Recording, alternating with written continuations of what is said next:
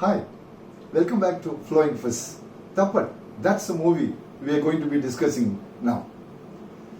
Bollywood director Anubhav Sinha, he holds a unique distinction of coming up with one good movie every year. In 2018, it was Mulk. 2019, he had come up with Article 15. And now in 2020, Thappad. Obviously, a movie on women empowerment.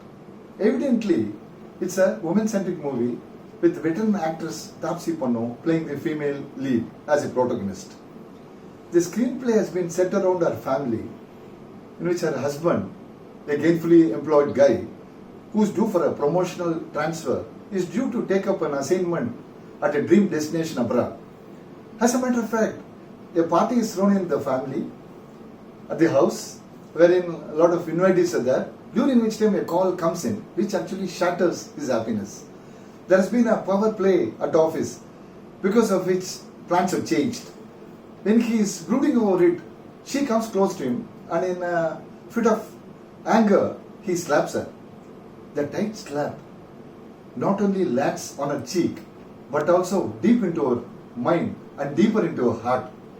Eventually, after giving it a thought, after a while, she decides that she will divorce and part ways with him. Her assumption is that only that would provide her with happiness so that she can also maintain her self-respect.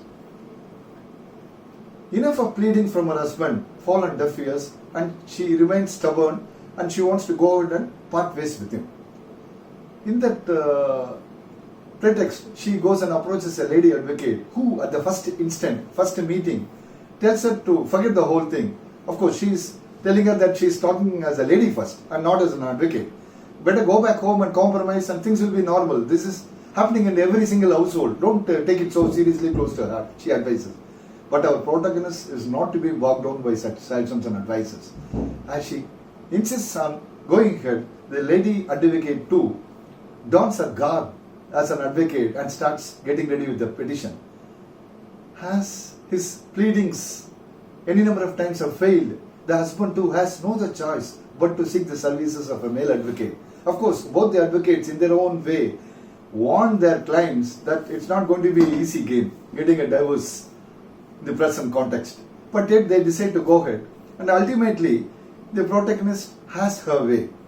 That's a small corollary to the tale. The lady advocate too has a problem with her husband. Of course, those portions, backstories have not been fully narrated by the director. Probably taking a cue from her client's life, she too decides to walk out of home and float her own boat. As a matter of fact, her father-in-law was a very popular advocate once. Now he is sick and down. That backstory is also not being fully narrated. So she decides to walk out and float her own boat. That is another part. So eventually, after watching the movie, I was rightly reminded of a dialogue from a famous James Bond movie, Tomorrow Never Dies, that hit the screens in 1997. Jonathan Pryce, who played the villain of that piece, would utter a dialogue at P.S. Brosnan. The difference between insanity and genius is measured only by success.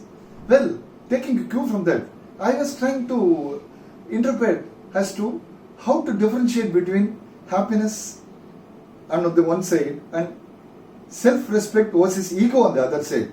Maybe the line of demarcation between a woman's ego as against a woman's happiness.